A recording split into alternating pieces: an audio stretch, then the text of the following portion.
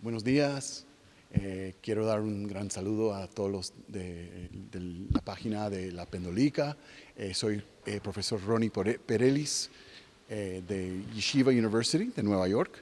Estoy aquí en la gran ciudad de México, en el centro, en el corazón histórico de la ciudad. Y me da mucho gusto poder compartir parte de la historia dinámica, audaz de Luis de Carvajal, también conocido por su nombre hebreo de José Lumbroso. Y espero que disfruten y aprenden algo y muchas gracias a ustedes. Qué gusto, llegó este día. Ronnie, nuestro invitadísimo de hoy, ya iba a venir hace cuánto, como 2 años, 1 año. Antes de la pandemia ya teníamos la invitación, ya todo, hubo un tema familiar, se canceló y pues estoy muy contenta de que hoy ya podemos realizar este encuentro con un profesor que nos visita desde Nueva York, pero que como van a ver tiene un perfecto español. Y pues Ronnie Perelis es catedrático de estudios sefardíes y director del programa Arthur Schneier y Relaciones Internacionales en la Yeshiva University de Nueva York. Antes de que empieces tu plática, yo te quisiera preguntar qué quiere decir qué es ese programa que tú diriges, qué es la Yeshiva University, porque ayer nos preguntábamos, Elías y yo, que si es una universidad religiosa, por qué se llama Yeshiva University, un poco en qué se especializa, y luego arráncate con este tema fascinante, que no es la primera vez que lo tocamos aquí. Hace poco tuvimos la presentación de Olvidarás el fuego, de Gabriela Riveros, que si ella no viviera en Monterrey estaría ahorita aquí. Me dijo que le hubiera encantado estar y conocerte y todo, porque ella escribió una novela sobre la familia Carvajal y sobre todo Luis de Carvajal, de quien nos va a hablar ahorita Ronnie. Incluso hicimos una visita guiada a las cárceles de la Inquisición y el grupo Sefarad estuvo alternando con los textos, que aquí tenemos a su director y creador, Elías. Entonces, pues nos da muchísimo gusto, aunque esta es una sinagoga ashkenazí que nos cuenta en sus muros la historia de la presencia judía europea de Lituania, de Polonia, de Hungría, de Ucrania, que llegó a México a principios del siglo XX, sobre todo en los años 20, y que aquí fundó su primera sinagoga y aquí se hablaba yiddish.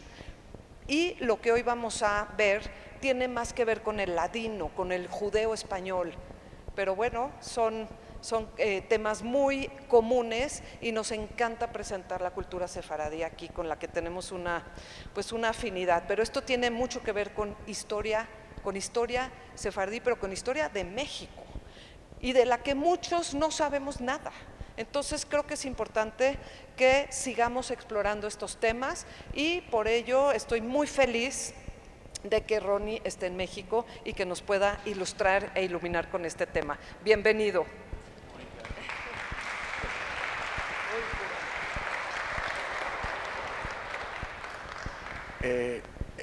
Es un gran honor y placer estar aquí. Todos que están aquí saben el trabajo, el amor que Mónica y todo su equipo han dado para crear este espacio que se fundó como un espacio sagrado y que todavía es un espacio sagrado, aunque está abierto al mundo de manera distinta. No es una sinagoga que se usa cada día, pero es un lugar donde la gente se congrega. La significación, lo que significa sinagoga o Beit Knesset en hebreo, es un lugar donde la gente se congrega, donde se unan para compartir. Y Mónica lo ha transformado en un lugar donde todo el mundo puede entrar y aprender algo nuevo, profundizar su entendimiento y hacer conexiones. Y es para mí una luz cultural y espiritual y me da mucho honor poder estar aquí. Desde la primera vez no sé cuántos años fue esa primera vez que vine a México, y Mónica nos dio todo un tour. Me fascinó este lugar y me da mucha emoción estar aquí. Muchas gracias. Y muchas gracias a todos ustedes que, mira, aunque es domingo, la gente tiene muchas cosas que pueden hacer en un domingo. Venir y estudiar algo de la historia de hace 400 años no es exactamente, o sea, ir a la piscina o la alberca, perdón, o la playa, ¿no? Pueden hacer muchas otras cosas si están aquí. Bueno, según de donde yo vengo, yo doy clases de historia judía en la Yeshiva University. Yeshiva University es un lugar único en el mundo, realmente. Es una universidad fundada en Nueva York en 1928 como un lugar de síntesis, un lugar que tiene una yeshiva. Bueno, oír mucho eco, ¿no? ¿Está bien? Ok. Es una yeshiva, que significa en hebreo un lugar de estudio de la Torah, del Talmud, pero también es una universidad donde los estudiantes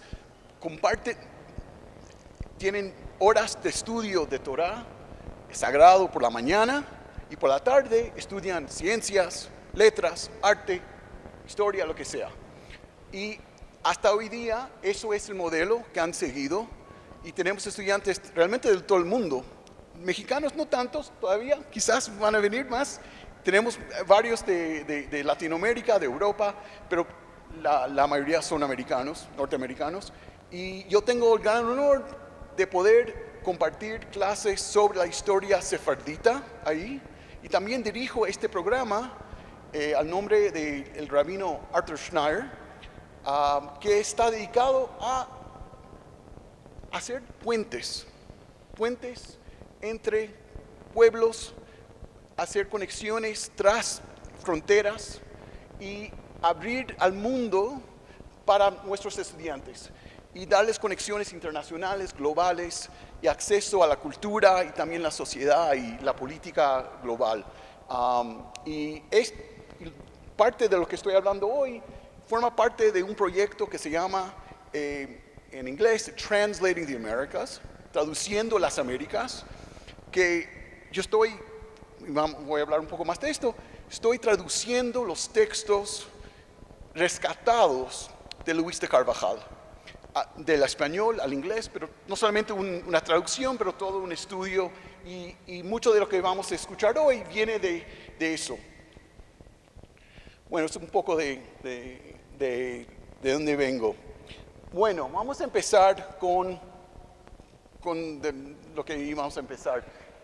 Dos cosas, notan dos nombres aquí. ¿Cuántos de ustedes conocían el nombre Luis de Carvajal antes de venir aquí? Sí, casi todos, ¿sí?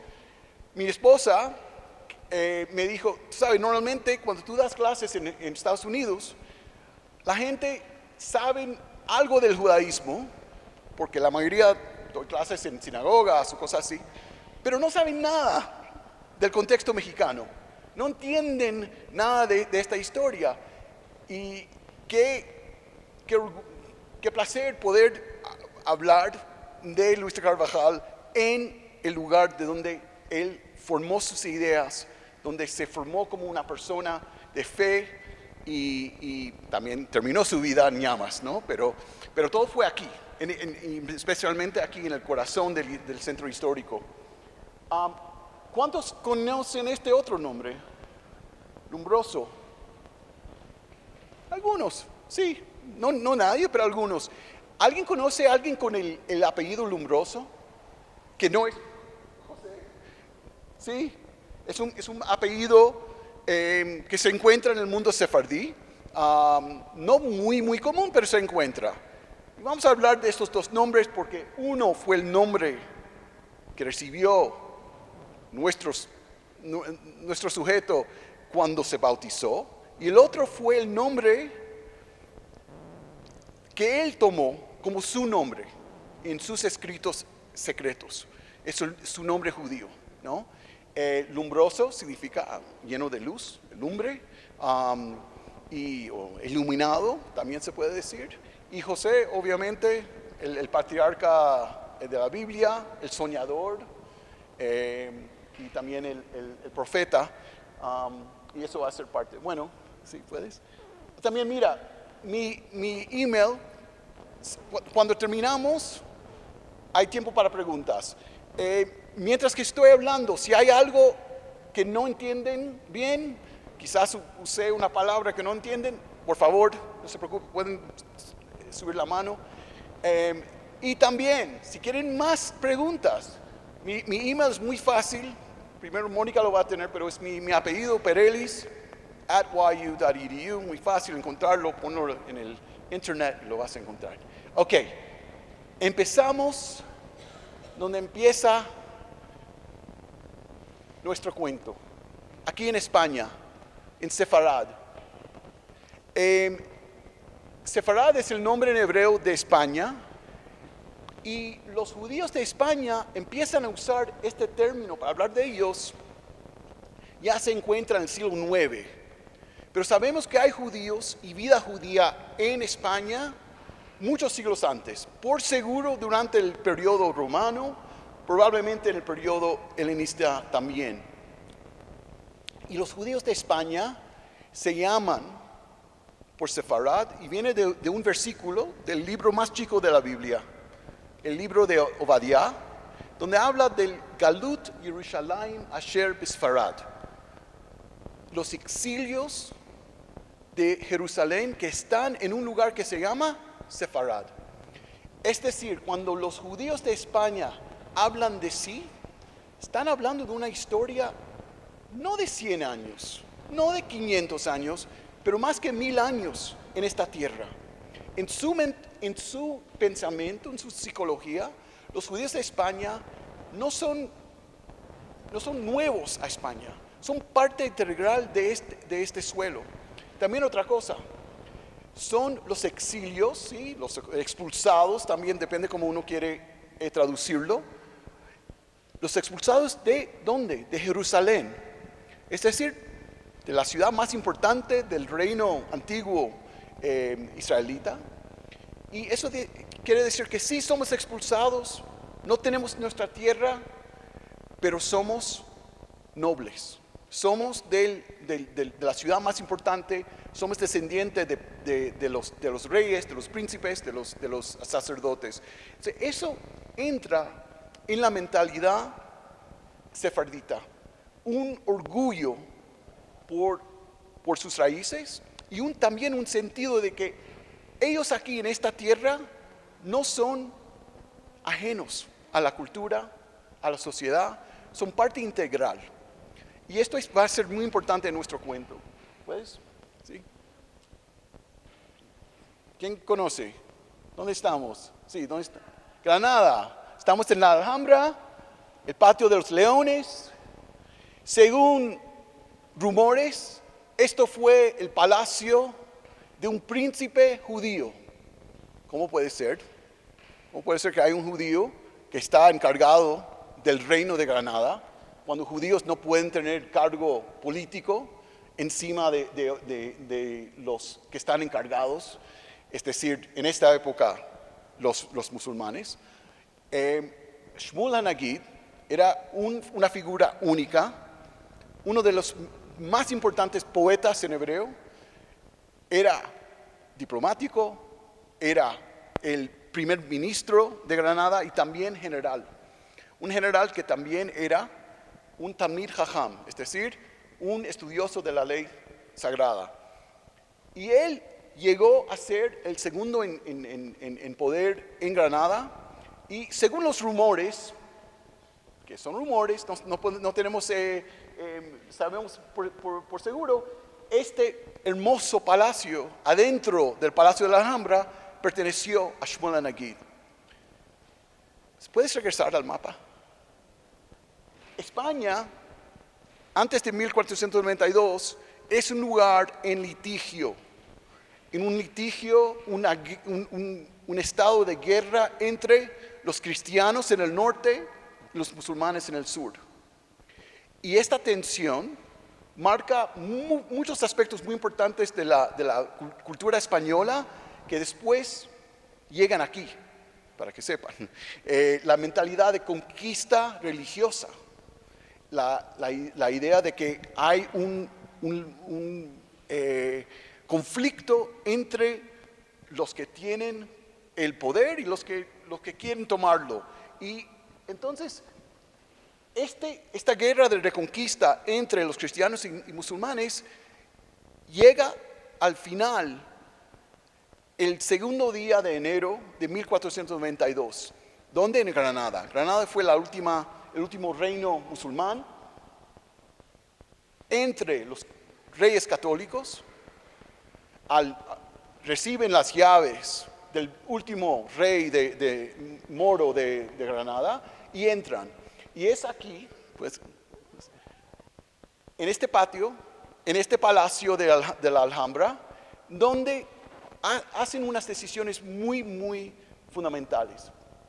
Primero, algo que todo el mundo conoce, hicieron un contrato con Cristóbal Colón, que en esa época era un tipo un poco, con ideas un poco locas, y decidieron hacer un trato con él. Y le mandaron a las Indias, ¿sí? Pero también hicieron otra decisión, ¿puedes? La expulsión de los judíos. Decidieron que después de más que 1000 años en la tierra española, que ya llegó un momento que no podían mantener los judíos en este país. Y le dieron la opción de conversión o expulsión. De irse del lugar donde siempre era su casa, de hace por cientos de años, o convertirse, dejar su fe y quedarse en el suelo donde vivían y conocían. Y esto fue ¿sí puede? Y esto era parte no solamente contra los judíos. Esto viene de la Catedral de Granada. ¿Qué ven? ¿Cómo? Sí, un baptisterio. Y la gente que están convirtiéndose, ¿cómo lucen? ¿Qué les parece? ¿Cómo? Tristes. ¿Cómo están vestidas? ¿Cómo? De luto. ¿Por qué piensas de luto? Ajá. Pero recuérdense, estamos en Granada. Era una ciudad mora, una ciudad musulmana. Son moras que están convirtiéndose. Entonces, la conversión no fue solamente algo impuesto sobre los judíos, también contra los moros también. Pero esta decisión para los judíos, ¿a dónde iban a irse? Eso es algo ¿dónde uno puede ir? Francia ya no dejó judíos, ya votó los judíos hace 100 años. Puedes cruzar a Marruecos, pero está bien si hablas árabe, si tienes conexiones, si tienes familia, pero ¿cuántos tienen? O sea, estaban en una situación muy, muy difícil. Salir de un país, mudarse, no había aviones, no había bancos que uno puede mandar su dinero electrónicamente. Entonces, para mucha gente, la decisión no fue decisión. No tenían otra opción y optaron para conversión, para quedarse en el lugar donde siempre vivían. Ok, sí. Con esas conversiones había un problema, porque si alguien se convierte bajo presión, eso no va a ser una conversión muy auténtica, por lo general. Quizás en 2 generaciones, 3 generaciones, ya la gente sí se adaptan, pero en esa primera, segunda generación, alguien que fue forzado a cambiar su fe, no va a adaptarse muy bien. Y entonces hay hechos de judíos conversos que todavía mantuvieron algunos aspectos de su fe y de su práctica de la ley de la Torá. Y por eso vino la Inquisición. Esto es una pintura imaginada, bastante fantástica, de un auto de fe. Perdón. El símbolo de la Inquisición, que vemos una espada pero también un ramo de olivo, es decir, la justicia y la misericordia. Porque si uno sí se confiesa y regresa, le vamos a dar la misericordia, si no, hay la justicia. Pero la institución de la Inquisición española era fundada al principio para buscar y vigilar herejes conversos de origen judío. Esta gente ya son católicas, pero había muchos ejemplos de gente que aunque se convirtieron y vivían aparentemente como judíos, como católicos, estaban manteniendo prácticas y actitudes de fe judía. No habían muchos. Eso es importante saber, que no tenemos, es muy difícil para los historiadores entender y saber exactamente cuántos eran. O sea, casi siempre me preguntan, ¿cuántos se convirtieron? ¿Cuántos se fueron? Muy difícil. Muy difícil saber cuántos de la gente que aún la Inquisición secuestró y ellos dieron confesiones de que sí estaban practicando el judaísmo. También es difícil saber cuánta gente daba una confesión para salir con su pellejo, para salir vivo. Sí, ok, sí, cuidaba el Shabbat, pero simplemente lo hacían para salir con la pena más ligera. Pero sabemos que también había gente que sí cuidaban el judaísmo en secreto, y por eso vino la Inquisición. La Inquisición vino 10 años antes de la expulsión. Después de 10 años, los reyes vieron que todavía, después de 10 años de investigaciones, de autodefensa, todavía los judíos están influenciando mal a los cristianos nuevos, como se llamaban, y por eso decidieron expulsarlos. Ok, ¿puedes? Sí, por favor. Sí, depende de dónde, tiene que ver, es muy local. Hay distintos símbolos asociados. Sí, no te puedo decir exactamente cuándo y sí. Una pregunta antes de continuar. Ok. Para los que sí decidieron mantener su fe e irse, sabemos más o menos dónde fueron.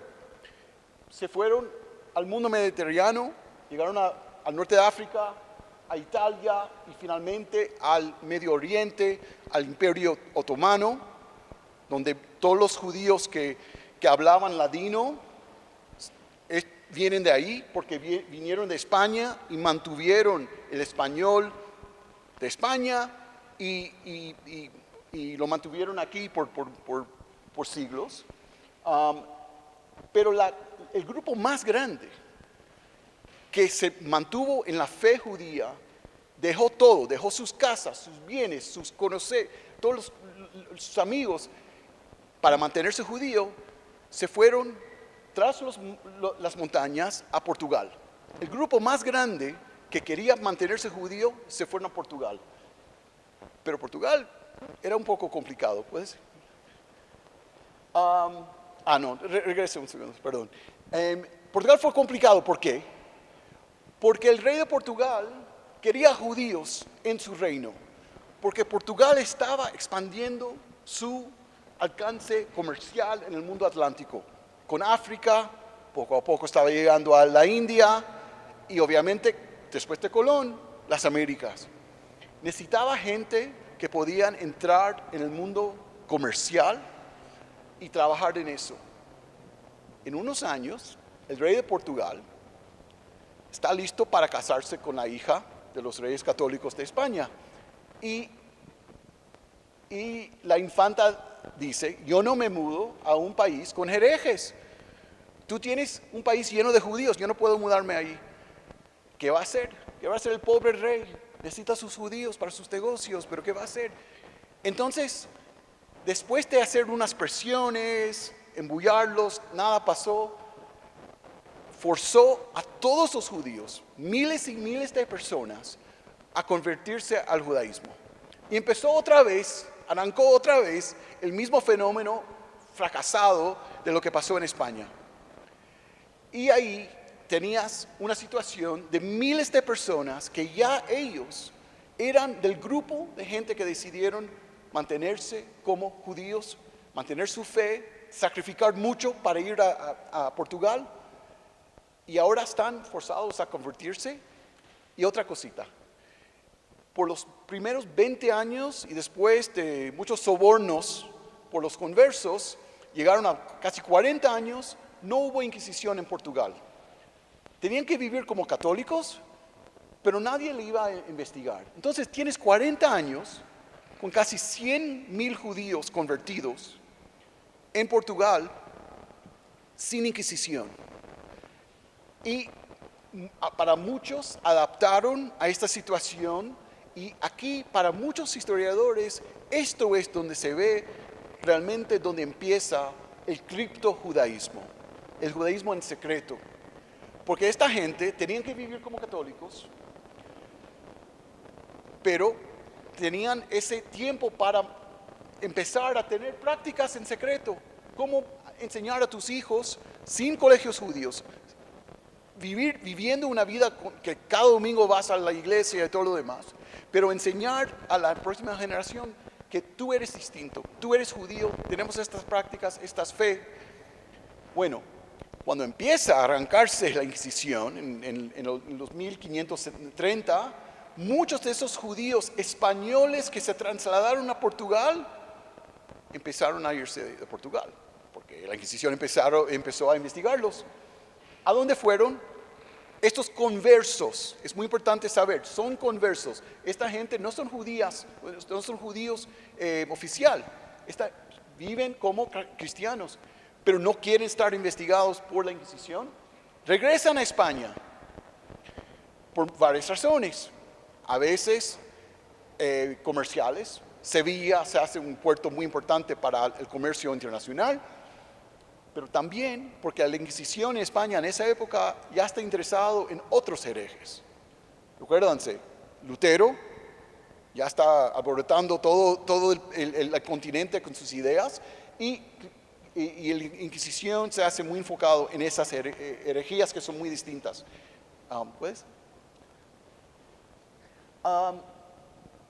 Las Américas, ¿cómo llegamos aquí? La historia que estoy contando tiene muchas partes, pero para regresar a Colón y regresar a ese año tan importante de 1492, es bueno regresar a los textos mismos de Colón. Mucha gente sabe mucho de Colón, pero muy poca gente lee a Colón. Y yo sugiero que los diarios de Colón y las cartas de Colón son unas de los textos fundamentales de la época moderna, y son fascinantes. Un poco, se ve que está un poco, tiene algo en la cabeza, un poco ideas que son bastante extrañas, pero bueno, vamos a regresar a este texto. Esto viene a la carta original que él manda a los reyes antes de irse. Recuérdense de Granada. Él recibió su contrato en Granada. Él entendió la importancia de la expulsión de los judíos. Entendió que eso fue un hecho fundamental, epocal. También la conquista de los moros. Eso terminó siglos y siglos de conflicto en la península, y ya están en un mundo nuevo. Entonces él les dice, ¿alguien quiere leer? Darme ¿alguien? Ok, por favor.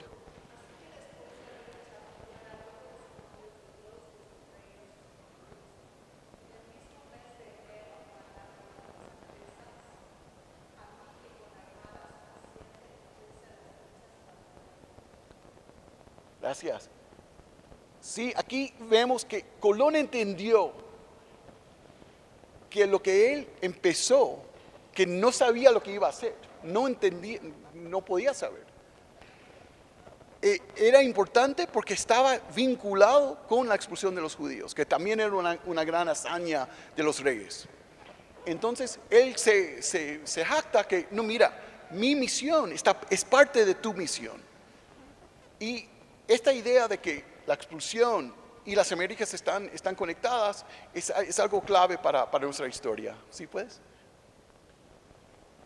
Oh, eso no se puede ver. Está bien, vamos a regresar. ¿Puedes el otro? ¿Seguir? Ok.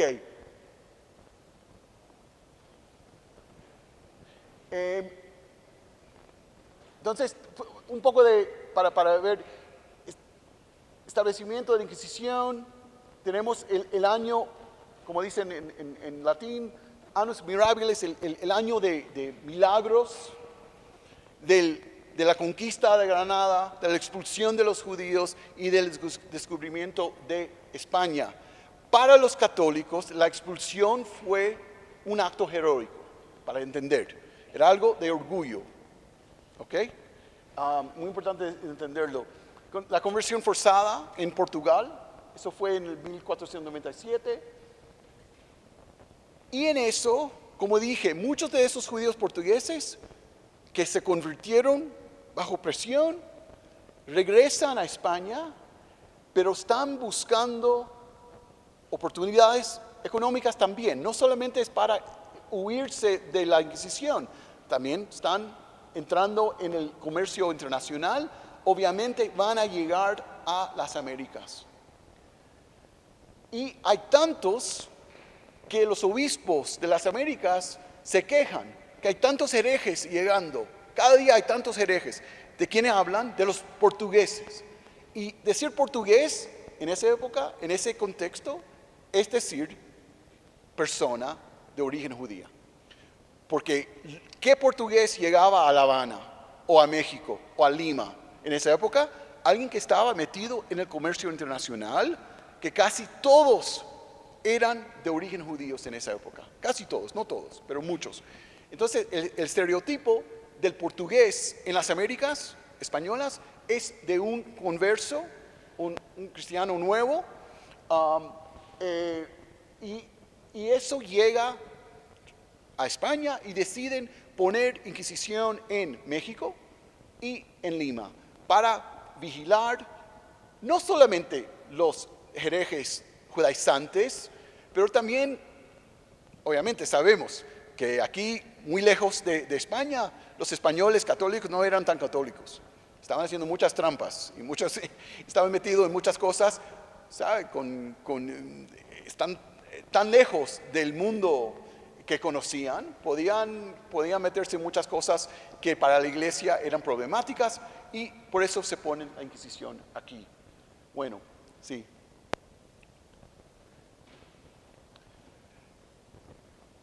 Quiero meterme en la psicología un poco del converso, porque es una psicología muy compleja. Para mí es una psicología muy moderna. Es decir, no somos una cosa, somos muchas cosas.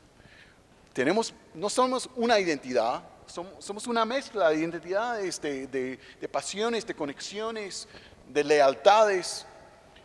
Y aquí Américo Castro, uno de los grandes historiadores de esta época, un historiador español del último siglo, él trae un testigo de un converso, alguien que dejó todo en España, dejó su casa, sus bienes, todo, se fue a Italia, no le fue bien, echaba de menos a su mundo y regresó a España.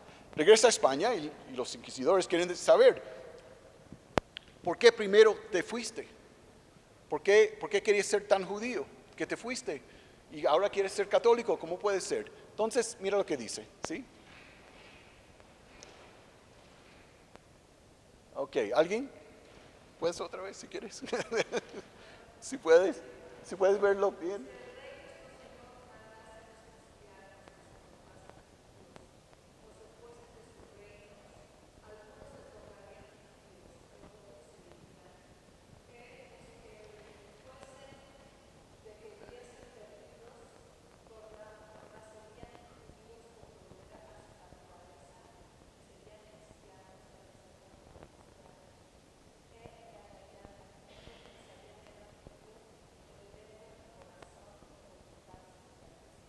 Gracias. Imagínate, estás con un inquisidor,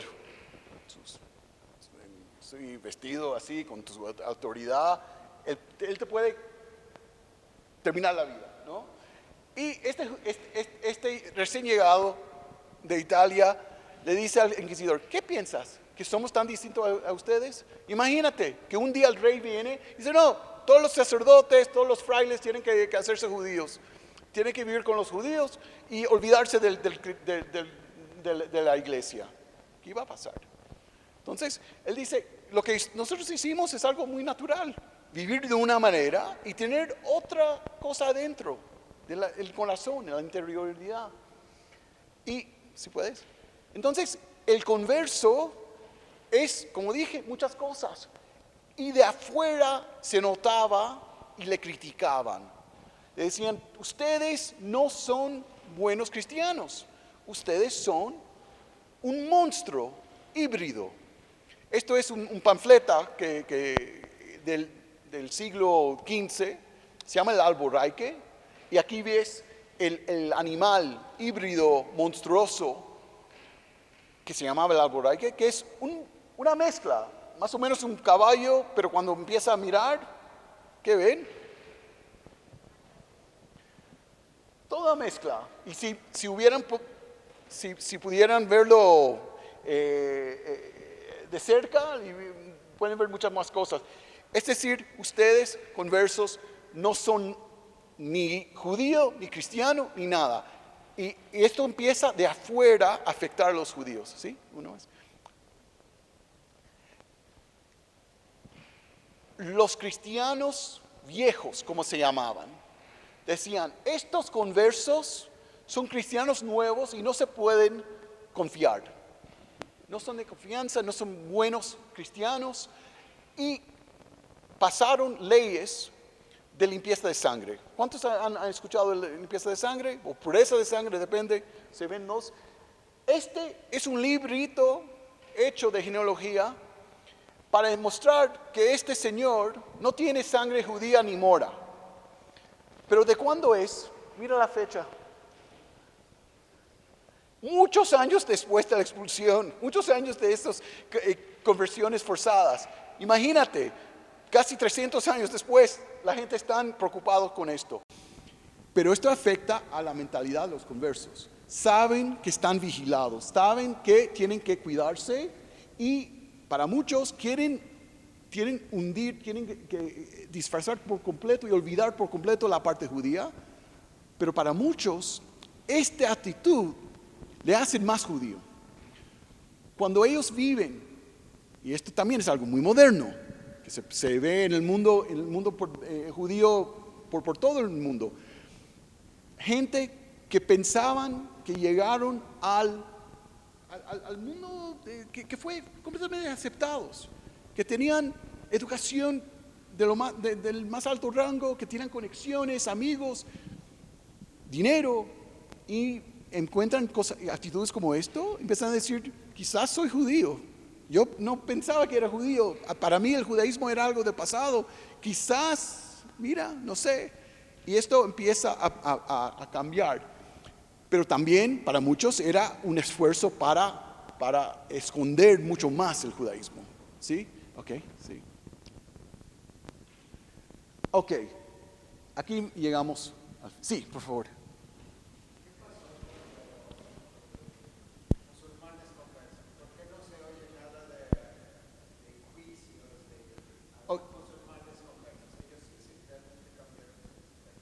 Es buenísima pregunta. Una de las razones que no se oye es que por el interés de los historiadores de dar atención, también el índole de la conversión y también la vida de los moros que se transformaron en moriscos, es decir, moros cristianos, también fue muy distinto. Hay estudios, y son buenísimos, muy interesantes, sobre los moriscos, pero fue un modelo muy distinto. Pero si tomas mi curso, vas a estudiar sobre los moriscos también. Cuando yo doy clase de Inquisición, no solamente hablamos de judíos conversos, hablamos de los moriscos, hablamos de muchos que eran blancos para la Inquisición. Pero habían mucho más. Y al final fueron expulsados de manera muy violenta y terrible en el principio del siglo XVII. Si lees al Quijote, eso surge con el cuento de Ricote. Es para otro tiempo, pero les sugiero que leen el cuento del vecino de Sancho Panza, que era un morisco que fue expulsado. Ok, aquí tenemos el nuestro, Luis de Carvajal del Mozo. Nació en Benavente, una ciudad chica, muy cerca con la frontera con Portugal, un centro chica de comercio interno en España. Llegan a Medina del Campo, que era un poco más grande. Ahí fue que estudió en una escuela jesuita. Ahí es donde aprendió cómo leer latín y ser un letrado. Llegan a Nueva España con su familia en el 1580. Ya 9 años después está procesado por la primera vez por la Inquisición. Y después de eso, está penitenciado, pide misericordia, dice, ay, las cosas que hice, lo siento, eso no fue yo, lo que sea. Recibe una penitencia y en ese momento, en esa época, entre la penitencia y estar quemado como hereje unos años después, es cuando escribe el manuscrito espiritual que vamos a ver hoy. Y vamos a hablar de eso, sí. Para que los historiadores de quien yo estudié, hay muchos más, pero quiero dar un poco de crédito. Este libro es un libro clave para mí y para muchos que saben del cuento de Carvajal. Mis padres venían a México por unos años para trabajo y un amigo le regaló a mi papá este libro. Y este libro siempre estaba en el estante. Yo siempre sabía, ¿qué es este libro? No entiendo. Carvajal, pero tiene una menorá. ¿Qué es este libro? Y muchos años después lo tomé, empecé a leer y nunca paré, porque todavía estoy con eso. Y este es Alfonso Toro, que era un historiador muy importante de la época colonial, ¿sí? Perdón. Aquí tienes Martin Cohen, que escribió este libro en los 70. Es todavía una joya de historia, de investigación, muy importante, que aprendí muchísimo y todos los que trabajan Carvajal tienen que hablar con él, ¿sí? También Seymour Liebman, que hizo un gran trabajo también en los 70s. Por favor, uno más. Miriam Bodian, que es historiadora en Austin, en la Universidad de Texas, una de las más importantes historiadores de la Inquisición y la experiencia judía, y también sobre los judíos de Ámsterdam. Es muy clave para todos. Tiene un capítulo dedicado a Carvajal que me cambió muchas ideas sobre su pensamiento. Ok, uno más. Aquí está el mío, que tengo dos capítulos sobre Carvajal.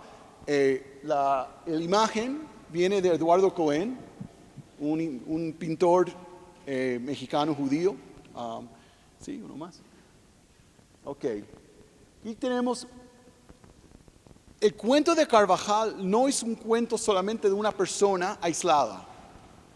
Es parte de una familia muy compleja. Él tiene un tío. El tío es una persona que empieza la vida como un converso portugués clásico. Es decir, empieza la vida en comercio con África y después comercio con el Caribe. Pero en algún momento, él quiere ir en otra dirección. Él quiere olvidarse de ese legado judío, ese legado de cristiano nuevo. Quería dejar todo eso en el pasado. ¿Y qué hizo? Vino a México y empezó tenía negocios, pero también se metió en la pacificación de los indígenas. Pacificación, obviamente una palabra muy orwelliana, una palabra que significa mucha violencia y destrucción. Y estaba envuelto en eso, y eso le dio, llegó a la atención de las autoridades y le dieron el gobernación del nuevo reino de León. Y con eso él traje toda su familia. El problema para él era que él quería ir en otra dirección, dejar el comercio, dejar esas cosas judías, esas cosas portuguesas, y hacerse un hidalgo, como los cristianos viejos que él admiraba. Pero necesitaba su familia para hacerlo, para colonizar, para tener gente con quien confiar. Y su familia eran conversos, pero conversos que estaban muy contentos de ser conversos. Es decir, mantenían, cada uno en su manera, una conexión con su judaísmo. Y eso le complicó mucho la vida. Pero trajo toda la familia, incluyendo a Luis. ¿Sí? ¿Puedes? Gracias.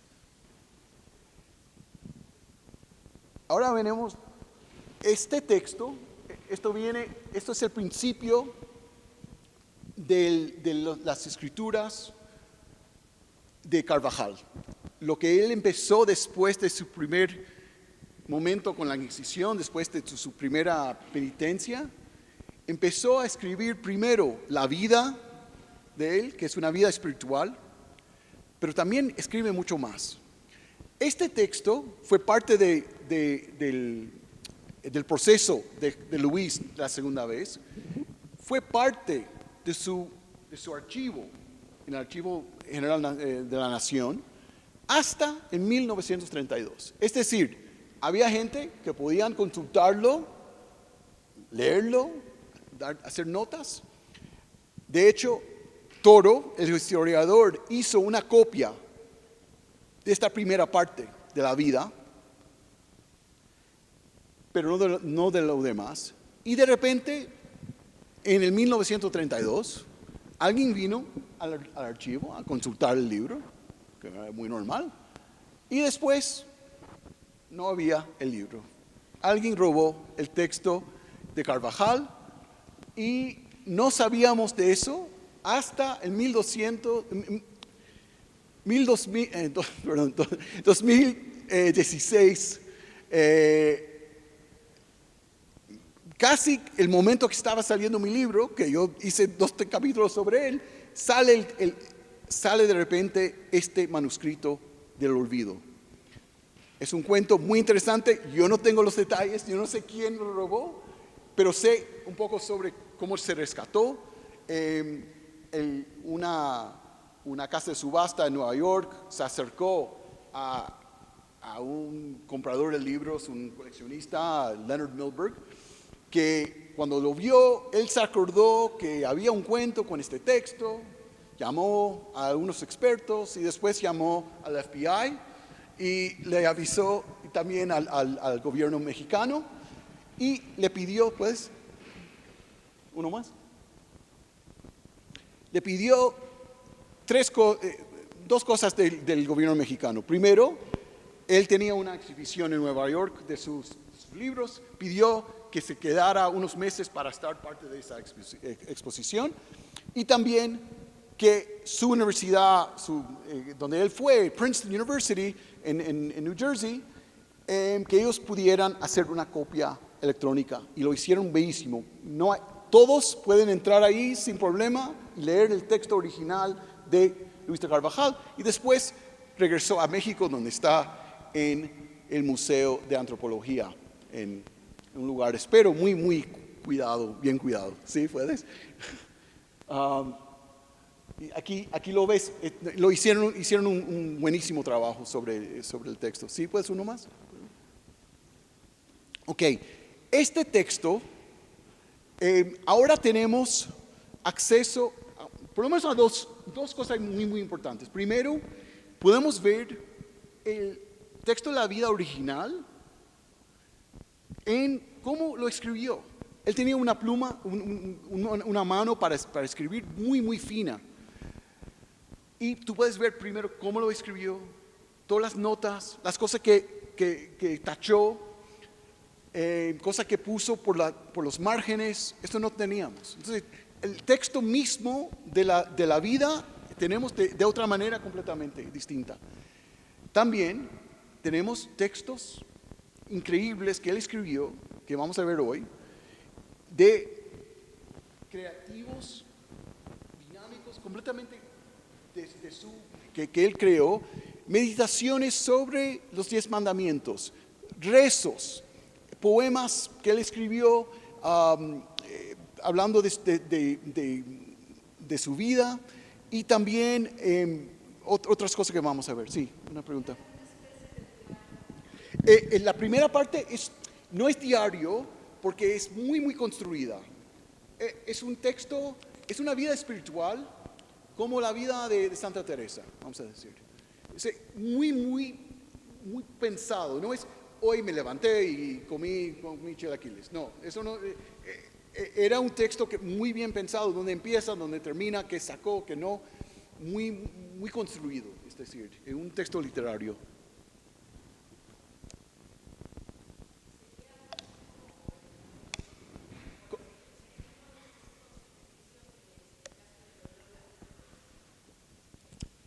Para mí, muchos aspectos del texto, en particular sus rezos, y también hay partes que él saca casi con muchos cambios importantes, pero realmente lo saca, por ejemplo, de Luis de Granada.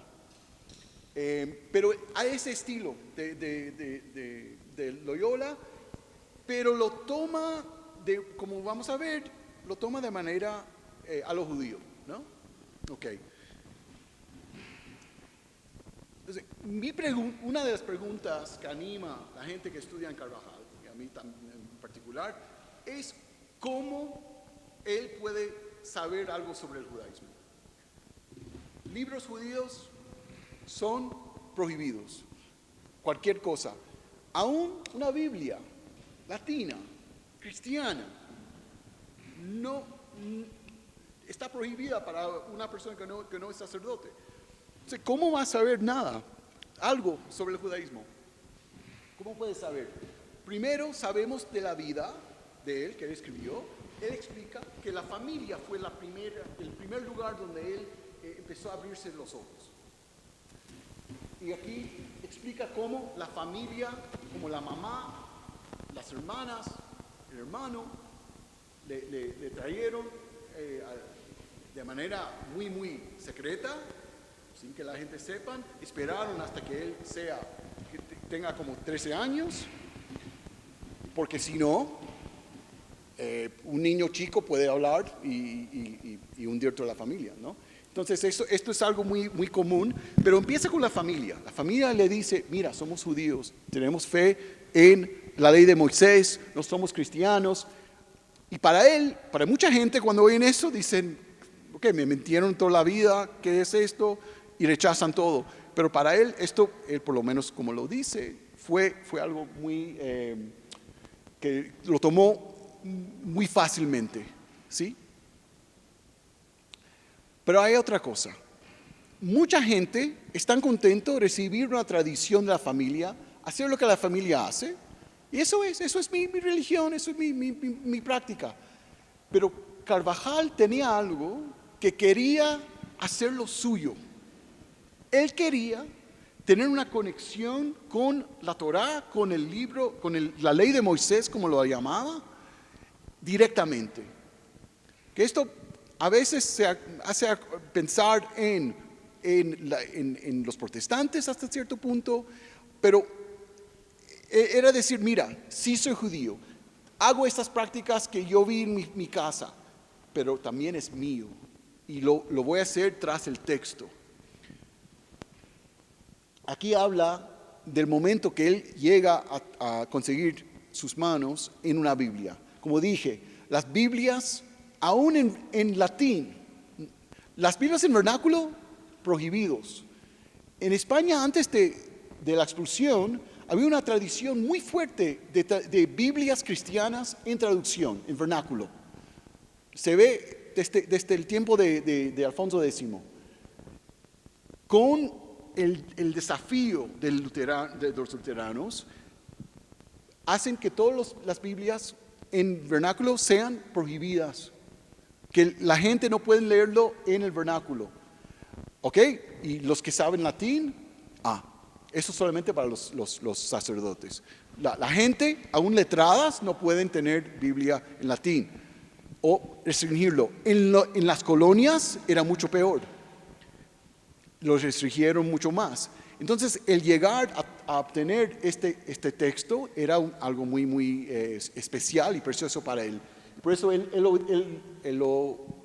lo describe como algo que Dios lo arregló, ¿no? Como dice, en donde le deparó una Biblia sacra y lo compró de un clérigo. Un fraile estaba caminando, quería ganarse un poco de dinero, le vendió el libro, pero como él dice, con cuya lección asidua en aquella soledad vino a conocer muchos de los divinos misterios. Luis y su familia vivían entre la Ciudad de México, que era un lugar aún en esa época con mucha gente, mucha vigilancia. La Inquisición no está muy lejos de aquí, el palacio, pero también vivían en las afueras, vivían en lugares que no habían muchos europeos, mucha gente que podían ver, y él habla mucho de que cuando estaba solo, sin que nadie pudiera verlo, él se metía al libro, interrogación del libro, y mira lo que él descubre. Se siente, empieza a leer, y si alguien sabe la Biblia, empieza con Génesis. Cuando hay un mandamiento, algo que alguien tiene que hacer, no solamente cuentos, historias. ¿Cuándo? ¿Cuándo es el primer mitzvah, primer mandamiento? ¿Alguien sabe? ¿Cómo? Eso viene más tarde. Abraham vino, nunca le dieron de Shabbat. ¿Cómo? Exactamente.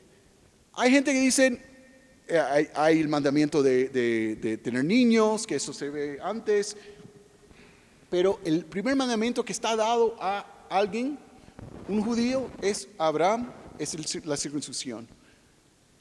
Y ¿puedes cambiar? Y aquí eso es lo que pasa. Está leyendo, llega al primer capítulo que hay algo que hacer, no solamente intelectual, y corre y lo hace. Está solo, no hay nadie ahí para verlo, también no hay nadie ahí para ayudarlo, lo hace solo. Ok, no, pero no tenemos que meternos a los detalles, ¿sí puedes? Ok, entonces tenemos la familia que le cuenta, tenemos el acceso a textos judíos, pero que no son judíos. La Biblia en latín no es un texto judío, pero es un texto que tiene adentro un tesoro judío, que él lo va a sacar, lo va a robar y lo va a usar para sus propios fines. Él sabe latín muy bien, él lo lee con facilidad, pero también tiene otros vínculos para poder accesar la vida judía, porque el judaísmo no es solamente la Biblia, hay toda una traducción legal y todo demás. En el bote había este señor, un doctor, Morales, que sabía mucho sobre el judaísmo y que le enseñó muchas cosas, empezando en el bote, pero después en México. Y habla de que este doctor Morales, que era un doctor, ayudó a un judío, es decir, un converso viejito que estaba muy enfermo, le intentó curar, pero cuando vio que no iba a poder curarlo de manera física, le dio un libro lleno con textos judíos en español y portugués para que se ilumina y para que ayudarlo. Y ese texto fue a Carvajal. Entonces Carvajal tiene mucho acceso a textos distintos, ¿sí? No más. Ok, por el tiempo vamos a saltar un poquito. Si puedes saltar otro más. Ok, uno más. Ok. Si caminamos, podemos ver esto es de unos años atrás, pero tenemos el tío que es un católico apasionado, no quiere saber del judaísmo. Luis tiene un hermano, Gaspar, que es monje, dominicano, o cualquier cosa. Los dominicanos eran los que dirigieron a la Inquisición. Entonces, tenemos una familia mixta y es una mezcla bien peligrosa en este momento. Ok, ¿uno más? ¿Sí? ¿Uno más? Aquí habla del tío. Esto viene de una interrogación inquisitorial. Habla del odio que tiene para el tío, los problemas que tiene con el tío. El tío es ciego. Los cristianos siempre en las polémicas hablaban de los judíos como ciegos. Si ven las imágenes de sinagoga contra iglesia en las iglesias medievales, la sinagoga es una mujer siempre que está cegada, pero ella lo hace a sí misma. ¿Por qué? Porque tiene los libros de los rabinos que le ciega. Pero ¿qué hace Luis? Luis cambia y dice, no, mi tío es el ciego. Mi tío es el que no ve la verdad del judaísmo. Entonces tiene esta familia con muchas tensiones entre ellos. ¿Sí? ¿Uno más?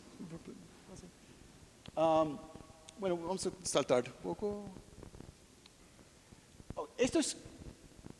Y Luis, para él, la familia es muy importante, pero él puede conectarse con gente que no son del mundo converso, que son, como se dice, un cristiano viejo, y hacer revelaciones con él. Él está en la célula de la Inquisición, la celda de la Inquisición, y se encuentra con este monje. Y empiezan a hablar de religión. Y el monje decide que Carvajal tiene razón, que el judaísmo es correcto. Y empiezan a estudiar y hablar de la Torah y del judaísmo. ¿Sí? Ok, vamos a saltar un poquito. Uno más, perdón. Uno más, perdón. Ok, este fraile que se convierte al judaísmo en la cárcel de la Inquisición, él le dice, ay, ¿quién me diera sido alumbrado en la verdad de Dios fuera de esta cárcel? Y caído en ella estando en los monasterios. Esto es muy extraño. El tipo dice, ay, hubiera sido mucho mejor convertirme en judío mientras que estuve en el monasterio. ¿Por qué? El monasterio no es un lugar para un judío. Pero dice, no, porque los monasterios están llenos de libros. Y los libros católicos, muchos, tienen adentro textos judíos. Y yo pudiera sacar la lección judía de esos textos. Y esto le planta una semilla en la cabeza de Carvajal. ¿Sí? Para la penitencia, Carvajal está puesto como maestro de latín en Santiago de Tlatelolco, un monasterio muy único, fundado, gracias a Dios, estoy aquí, la gente dice sí, como que no, estaba fundado para enseñar a los élites de los aztecas, para enseñarles en el latín y en la religión, pero también fue un lugar de mucha vida intelectual, ¿sí? Pues puedes, ¿sí? Los códices que fue fundado por Sahagún, eso fue una generación antes de que llegó Carvajal ahí. Entonces era un lugar intelectual, interesante, había muchos libros, mucha vida intelectual, discusiones, ¿sí? Y uno más. Y el rector, él usaba a Carvajal como su escribano y le dijo, mira, tengo este libro, ¿lo puedes copiar? Mira, aquí están las llaves. Aquí están las llaves. Entre cuando quieres, cuando tienes tiempo, después de tus clases, puedes entrar a la biblioteca cuando tú quieras. Mira lo que dice. Él habla de este rector con mucho amor. Es muy interesante, aunque este es obviamente una persona de la iglesia, Luis tiene mucho respeto y casi amor para él. Un anciano fraile, hombre de mucha virtud, le amaba y quería extrañamente no solo a él, sino toda su gente. Y como les habían quitado los lobos carniceros sus haciendas, si la Inquisición sí te deja vivir, si confiesas, pero pierdes todo, ¿no? Pierdes todos sus bienes. Entonces estaban empobrecidos, no tenían comida, no tenían nada, y este fraile le ayudaba a la familia, a las hermanas y a la mamá. De su mismo plato y mesa todos los días de esta vida los regalaba, ¿sí? Pero también otra cosa, esta merced del Señor fuese más colmada de la mano de su liberalísima magnificencia, lo cual no hacía con ninguno de sus compañeros. Él dice, ¿sí? ¿Se puede seguir? Que el rector le daba la llave, le dejaba entrar cuando él quiere, que nadie más tenía ese don, ese regalo, esa opción. Y llegaban libros para el rector, eran tan buenos porque eran libros grandes de la tradición católica, pero para Luis era otra cosa. Estos libros tenían el tesoro que él estaba buscando, el secreto que él estaba buscando. Y mira lo que dice, hablando del libro de Nicolás de Lira, en este libro le descubrió el Señor los santos 13 artículos y fundamentos de nuestra fe, cosa no sabida en las tierras de cautiverio. ¿Puedes seguir? Este libro fue un libro escrito para criticar al judaísmo. Sacaba textos rabínicos para mostrar qué antes era, qué mal pensado eran, porque estaban errados. Y Luis sacaba esos textos y lo usaba para lo que él quería. Uno más, ¿puedes sacar? Mira lo que hace. Ahora sabemos, podemos verlo porque tenemos el texto. Los artículos, es un poco difícil de verlo de lejos. Los artículos de nuestra sagrada fe. ¿Qué son estos 13 artículos? ¿De dónde se encuentra esto?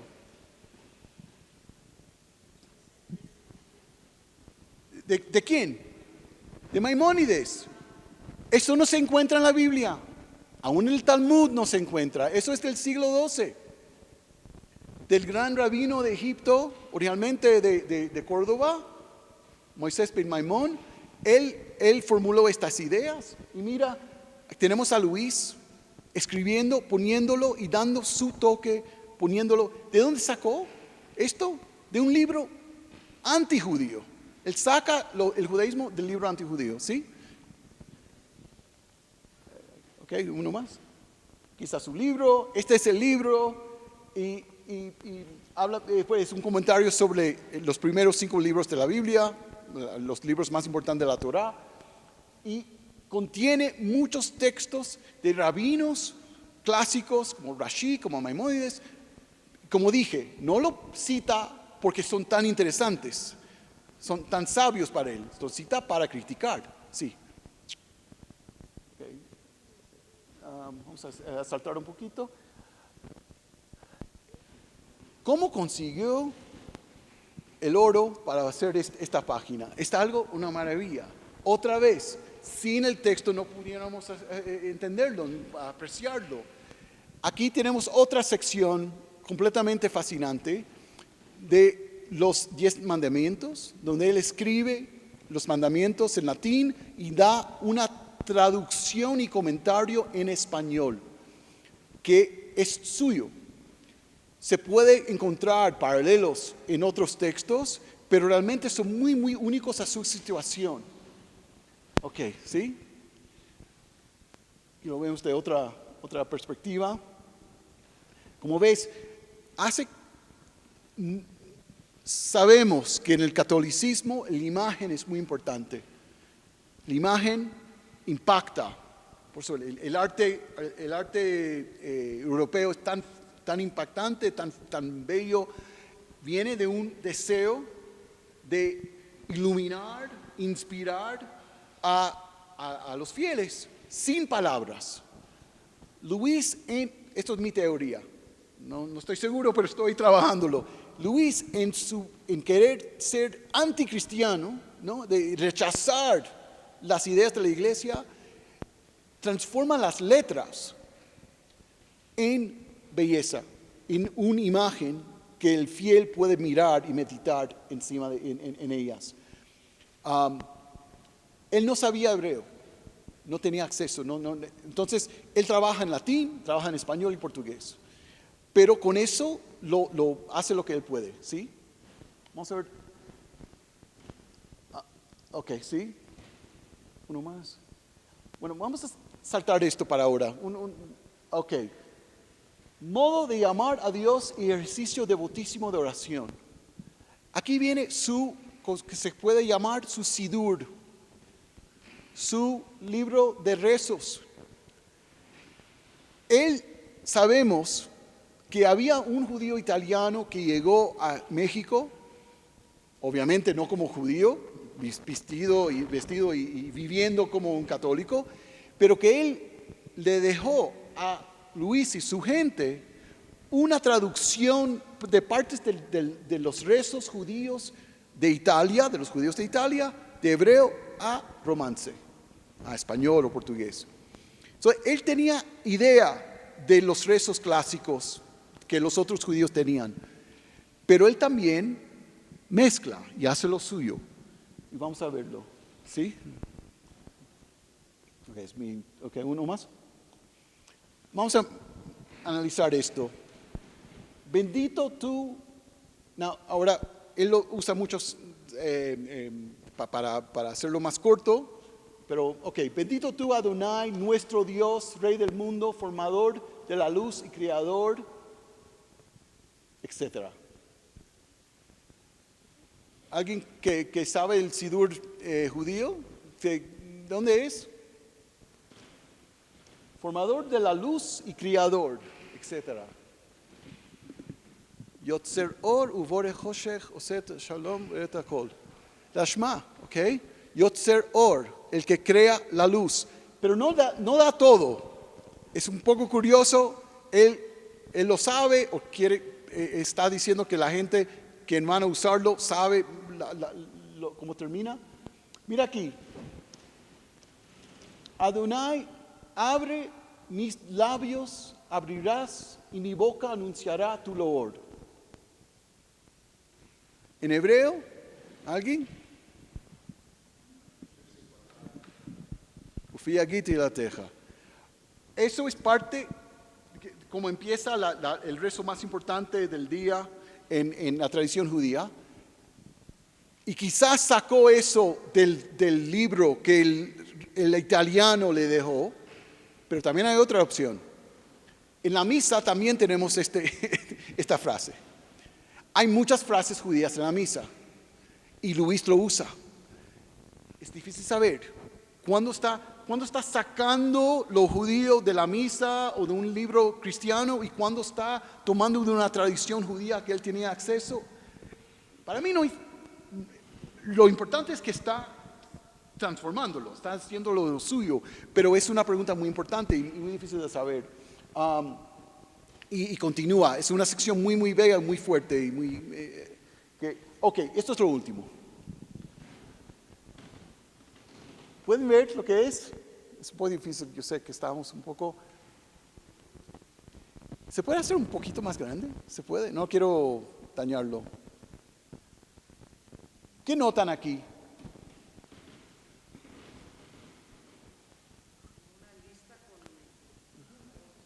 Lista con números, sí. Oh. ¿Sabe? Vamos a dejarlo. no quiero hacer problemas. Una lista, números, nombres. ¿Qué puede ser? Hay símbolos también, sí, muy bien. Oh, perdón. ¿Dónde ves? Como capítulo y verso. Ok, puede ser, pero no es, pero sí. Entiendo por qué dices. Es un calendario, o por lo menos una lista de fiestas importantes. Es difícil leerlo. Fiesta Hanukkah, fiesta de Esther. ¿Qué es de Esther? Pesach, Shavuot, Tammuz. Yo entiendo los grandes, ¿no? Pesach, Shavuot. Pero el 17 de Tammuz, ¿cuántos judíos hoy día saben qué se hace el 17 de Tammuz? ¿Cuántos saben que eso es un ayuno? Yo estoy seguro, la mayoría de judíos viviendo hoy no saben eso. Es un ayuno bastante chico, importante pero chico. Tisha B'Av, él tiene por 2 años por lo menos las fiestas, y el día de la semana y la fecha por el calendario normal. También, si puedes, ¿sí? Aquí, yo dije que no sabe hebreo, pero obviamente quería saber el hebreo. ¿Qué tiene aquí? Echad, Shnaim, Shlosha, Arba'a, Hamisha, Shisha, los números hasta 9. Obviamente, no tenía acceso, no sabía, pero quería y de alguna manera lo tomó. Uno más. Los nombres de los meses tradicional judío. Heshvan, Kislev, Tevet.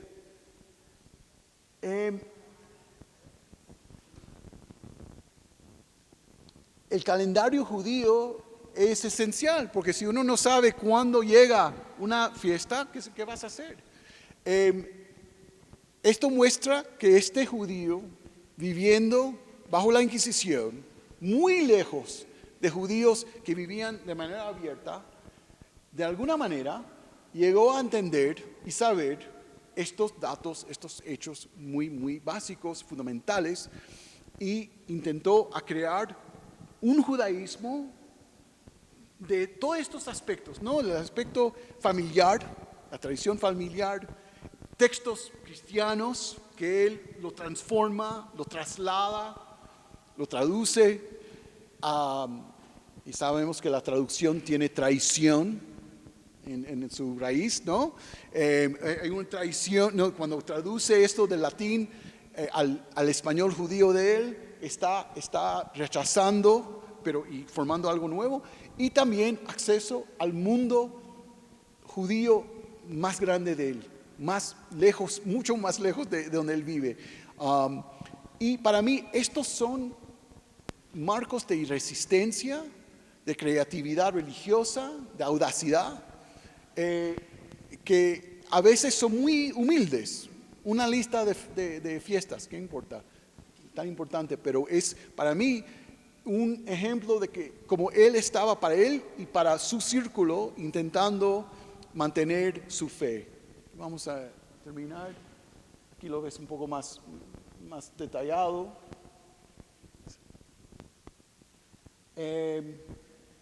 Y aquí tenemos su hermana, memorializada por Diego Rivera.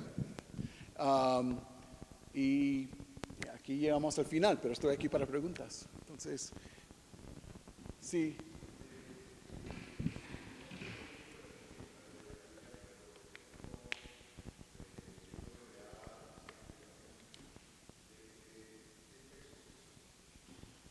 Y también cómo sabía poner la fecha judía con la cristiana.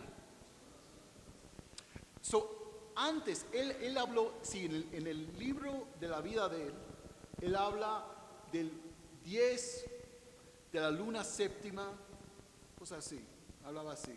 Para hablar de las fechas. No podía darle una fecha exacta, entonces era muy, ¿cómo decir? Aproximada. Para mí, él tenía acceso a alguien que sabía. Por ejemplo, este italiano que llegó, él seguro también tenía, quizás él tenía un calendario. Muchos de estos italianos fueron secuestrados por la Inquisición, por eso sabemos de él. La profesora Uchmani de la UNAM escribió un libro muy importante sobre los Díaz Nieto, un grupo fascinante, un padre e hijo que estaban muy pobres en Italia y tenían una idea fabulosa para hacer dinero. Vamos a ir a la iglesia, decirles que somos conversos pobres y una licencia para tomar limosna. Fueron a España y se encontraron con unos conversos que dijeron, ay, en México tenemos familia, puedes llevarles estas cartas y cuando están ahí ellos te van a ayudar. ¿Sí? Entonces esta gente que está muy muy lejos, muy alejado, muy sin conexión, tienen conexiones, porque por eso es una cosa. Quizás hay un libro cristiano que habla de las fechas, pero yo no pienso que hay, yo no he visto. Y estoy trabajando en eso, no solo. Gracias a Dios tengo colegas buenísimos. Estoy trabajando con Jesús de Prado y también con Ignacio Chuecas, que tenemos un equipo que estamos trabajando en eso. Cada uno encuentra esto o lo otro, pero es una de las preguntas más importantes. ¿Cómo es? Sí. ¿Qué? Sí, como en tu mano. Yo tenía a veces el sombrero. Cuando hicimos la visita con Gabriela Riveros, Luis Huitrón y yo, Vania se supone que son 9 centímetros. Entonces hizo una réplica, y nos pusimos un sombrero y lo escondimos en el sombrero, porque la idea era que nadie lo viera, que lo pudieran trasladar clandestinamente. Tengo entendido que este era el tamaño, ¿es correcto? Más o menos. Ve nomás, es menor que una iPod, que un iPhone, ¿no? Me impresionó mucho. Gracias, Vania. Sí, no, esto. Sí, atrás. Déjame ver. Perdón, mejor. ¿Hay información? Sí, de esta época donde él estaba en el colegio de Santiago Tlatelolco y estaba haciendo todo esto y su familia vivía, tengo entendido, por ahí. ¿Hay información de dónde sacar, dónde vivían, qué hacían? ¿Algo para reconstruir?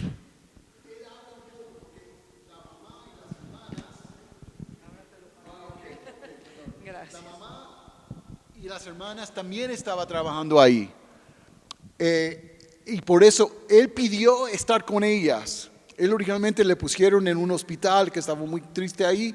Le pidió estar junto con las hermanas y la mamá. Y entonces él habla, bueno, en la vida, él habla de eso, de cómo encontró a ellos, como a ellas y qué pasó ahí. Pero sí, él estaba conectado con ella. Pero en cierto momento él viaja para recoger limosna, para quitarse la penitencia. Y casi lo hace, casi tiene todos los fondos y en eso la Inquisición le encuentra otra vez. Sí, sí.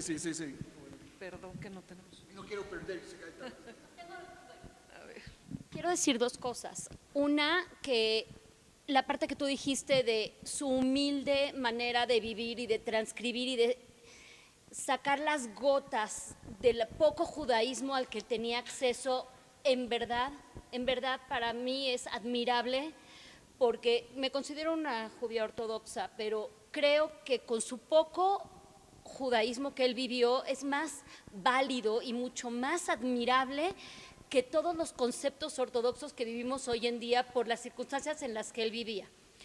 Y otra cosa, ¿qué tanto de la pregunta que hicieron acerca de los musulmanes que vivían ¿por qué no hay tanta historia? ¿Será porque tenían más apoyo de los países árabes para poderse escapar y llegar a un lugar donde su fe era bien vista?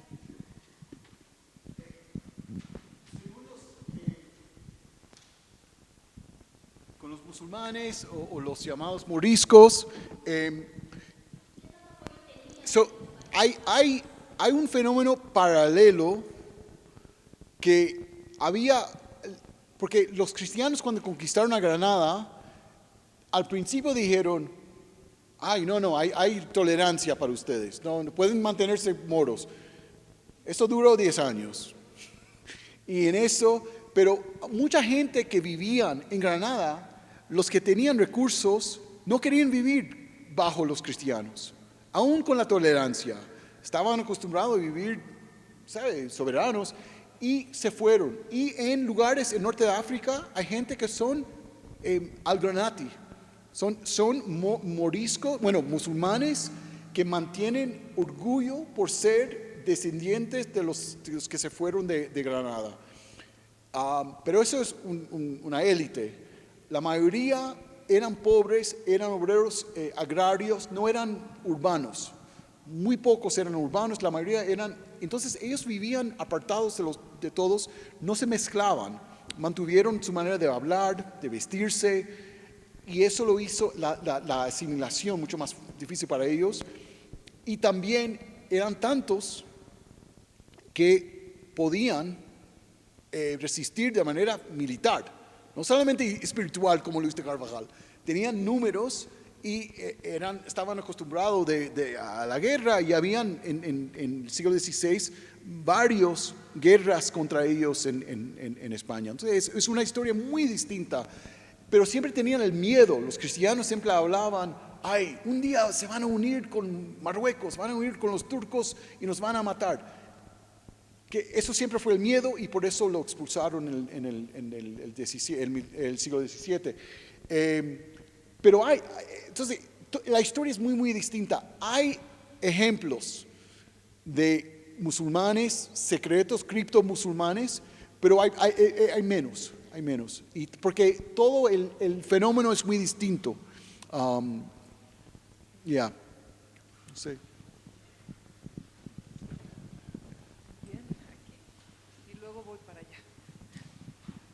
Sí, dos preguntas. Bueno, la expulsión de los judíos, que fue una gran pérdida intelectual y cultural para España, aunque fue una estrategia política de los reyes católicos. Pero ¿qué países se van a beneficiar más con esta expulsión de estos judíos que eran tan cultos, tan refinados? Y por otro lado, me llama mucho la atención este personaje de Carvajal, que se parece mucho a los mártires cristianos durante el Imperio Romano, ¿no? ¿Qué lo movía a él? Porque él sabía que sus días estaban contados, ¿no? En un contexto con Inquisición, con vigilancia, no se sentía bien siendo converso. ¿Qué lo motivó a estar viviendo en el ojo del volcán, ¿no? Yo había escuchado de ¿cómo se llama el máximo gobernante en Turquía? Es el sultán, que dijo: los españoles se empobrecieron y nos enriquecieron a nosotros, muchas gracias por esto. Pero, ¿qué puedes tú decir? Es muy interesante porque la memoria y la historia son dos cosas. La memoria es cómo la gente se acuerda de las cosas. La historia intenta analizarlo, ponerlo y los historiadores económicos tienen un debate si realmente le hirió a España la expulsión. Muchos dicen que al final no fue gran cosa, parcialmente porque hubo tantos conversos que se quedaron, habían tanta gente que ya se convirtieron y eran parte. Entonces, por eso historiadores y pensadores como Américo Castro hablan mucho del hecho de que muchos de los escritores y pensadores más innovativos del siglo de oro español, Fray Luis de León, San Juan de la Cruz, Santa Teresa, toda esta gente eran descendientes de conversos. Quizás hay una conexión. No sé, eso es algo muy interesante y uno puede pensarlo, pero y ese cuento de que el sultán estaba tan contento de recibir a esta gente, de una manera es mito, porque no tenemos texto. Ese fue escrito por un judío que estaba muy elogiando al rey turco, al sultán, pero también hay verdad en eso, porque los judíos que llegaron en particular a Turquía trajeron muchas maneras de pensar y también técnicas europeas. Por ejemplo, la impresa de libros ¿no?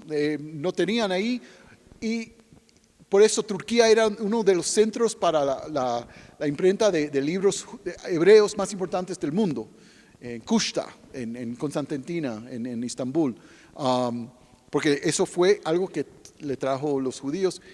Y también las conexiones, el hecho de que judíos en Italia y en Turquía mantuvieron conexiones con sus primos que se quedaron como católicos en España o Portugal. Eso ayudó al comercio internacional mucho. Y lo vemos aquí. Tenemos gente católicas en México con primos en España y Portugal, que también tienen primos judíos en Italia o Turquía. Y todos trabajando juntos, haciendo negocio. Entonces, es un capítulo fascinante y complejo, ¿no? de la historia. Sí. Sí. Mónica, gracias.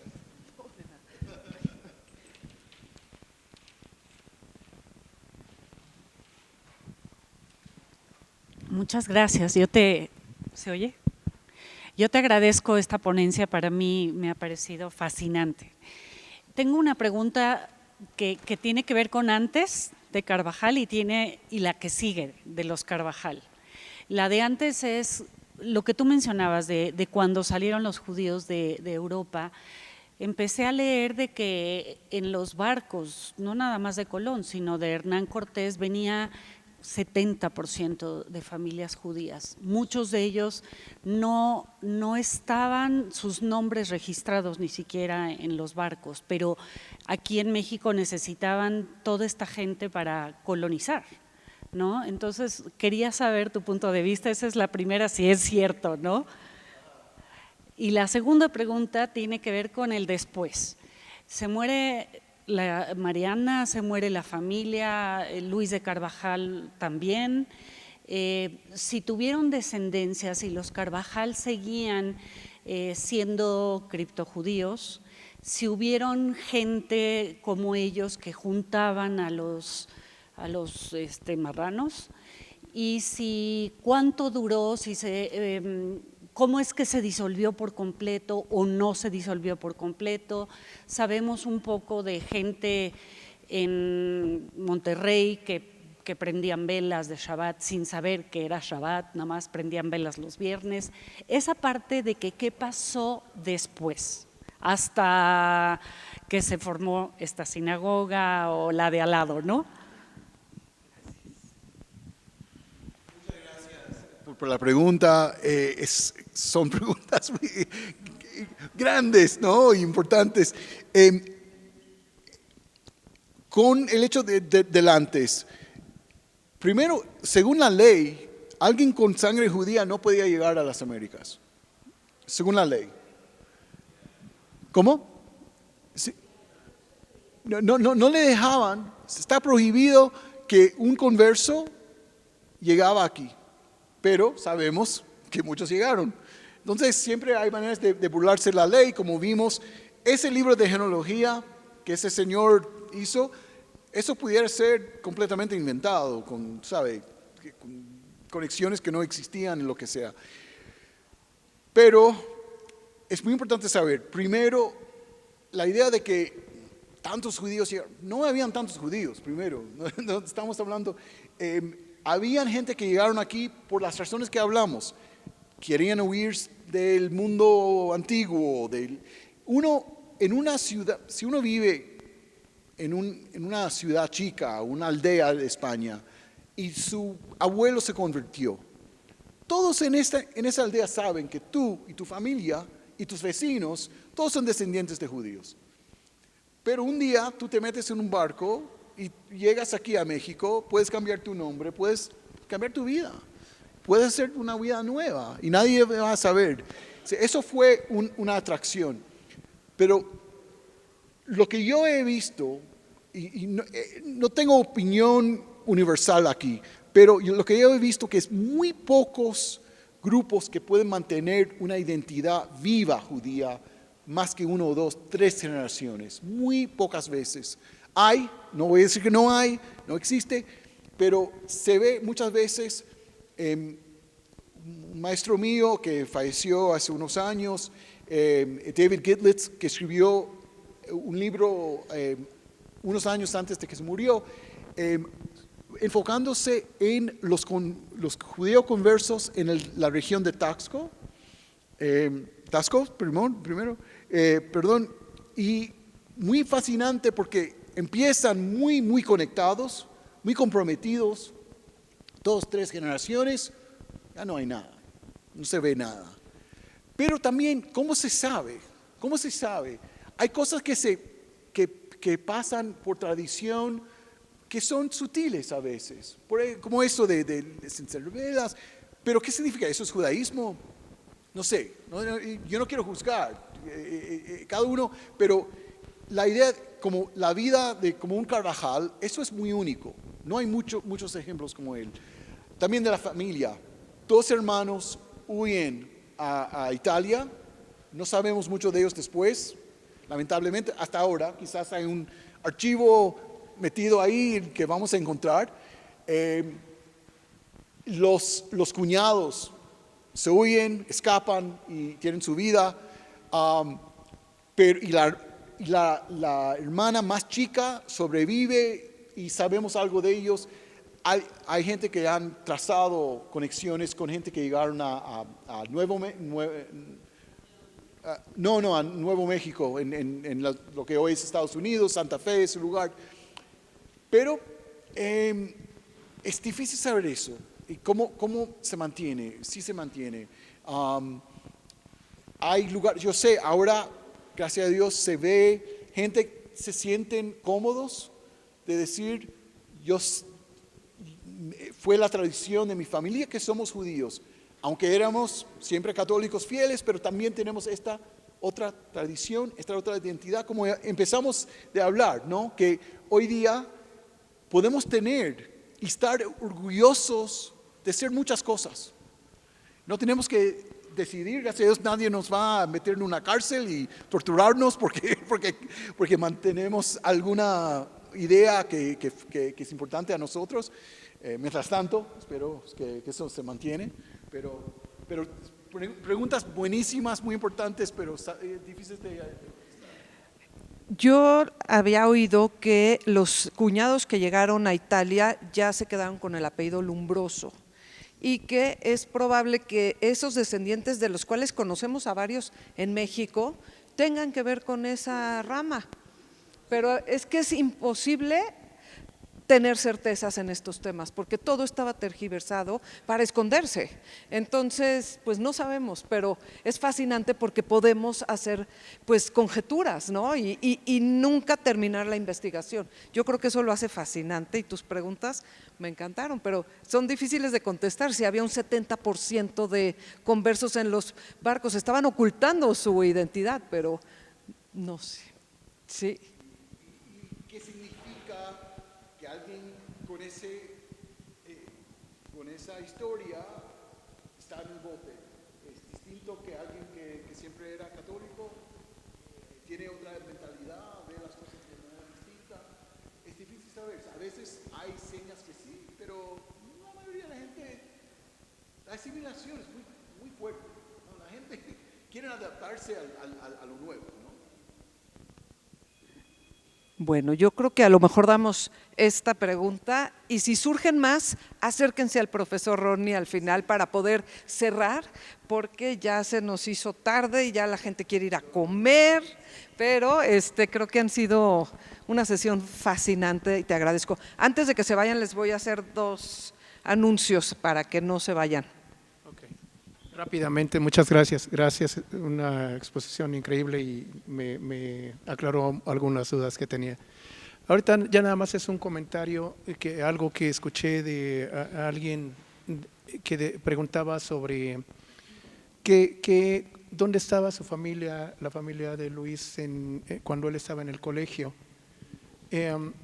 Algo que yo por ahí leí es que cuando él estaba en el colegio, es el colegio de Santa Cruz, si no me equivoco, ahí en Tlatelolco.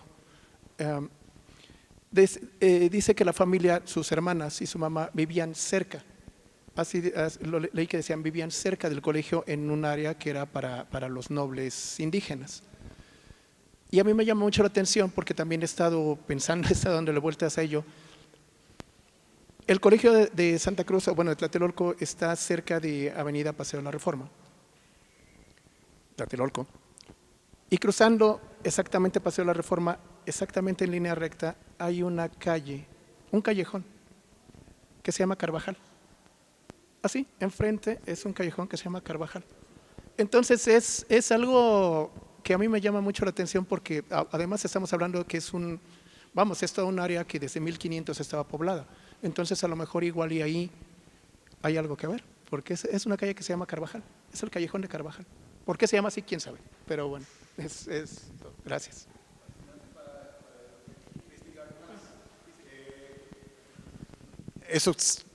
Eso puede ser después para dar honor a la familia, aunque eso es parte del cuento, ¿no? Que gente que en un momento están llamados herejes, enemigos, se transforman como patriotas, ¿no? De cierta manera, o de gente heroica. Como vemos aquí, esta que estaba hecha una enemiga de la iglesia, se transforma en unos siglos en una héroe de la libertad y lo que sea. Entonces, fascinante, gracias por compartir eso. Sí, bueno, muchas gracias. Quiero decir una cosa, solamente…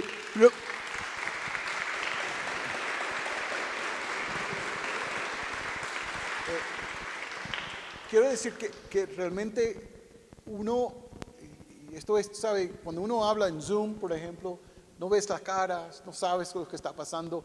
Ustedes me dieron tanta energía con tus caras y tus preguntas y quiero agradecerles a ustedes por darme eso y realmente el gran honor de compartir esta pasión que tengo para este José Lumbroso con ustedes y espero regresar a México y poder hacerlo otra vez. Muchas gracias a ustedes. Okay. Bueno, antes de que se vayan y después de volverle a agradecer a Ronnie esta deliciosa conversación, de veras fue muy iluminador como Joseph Lumbroso, nos diste mucho y la pasión que tienes por el tema y por compartirlo se nota y se contagia y eso siempre se agradece porque hay académicos extraordinarios que uno se puede cortar las venas mientras termina porque no le entiendes, sí saben mucho pero no lo pueden transmitir y esto se agradece. Entonces antes de irse nada más les quiero decir que agradezco a Enlace Judío y a la Pendolica para que ellos grabaron toda la plática para que le puedan decir a sus amigos o ustedes mismos revisarla. Busquen sus ligas en internet para que lo puedan ver. Enlacejudío.com y la pendolica, ¿verdad? .com y ahí están las dos, a ver cuál está de mejor calidad, vamos a ver. No, gracias de veras por siempre apoyarnos con la transmisión de las charlas. Les platico que el segundo domingo de todos los meses tenemos visita guiada al barrio de los inmigrantes judíos, que es divina, son 2 horas, 200 pesos, se visita la otra sinagoga que nunca está abierta y muchas cosas más, vecindades, historias de dónde vivía el rabino, el que hacía las circuncisiones, la partera, el taller de costura, esto y lo otro y lo demás allá. Segundo domingo de cada mes, la cita es aquí a las 10, no hay que inscribirse antes, se hace con quien llegue.